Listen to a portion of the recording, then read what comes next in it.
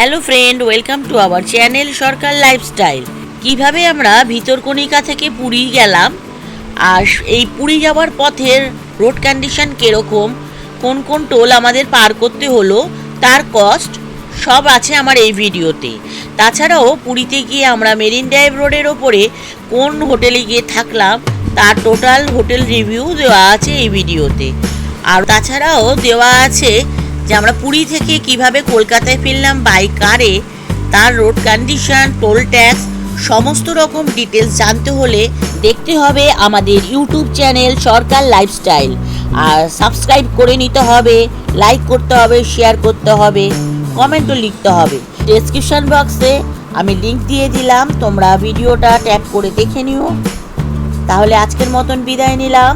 তোমরা সুস্থ থেকো, ভালো থেকো, আর আমাদের চ্যানেলের সাথে অতি অবশ্যই কিন্তু সাথে থেকো। তাহলে আজকের মতন বিদায় নিলাম, টাটা।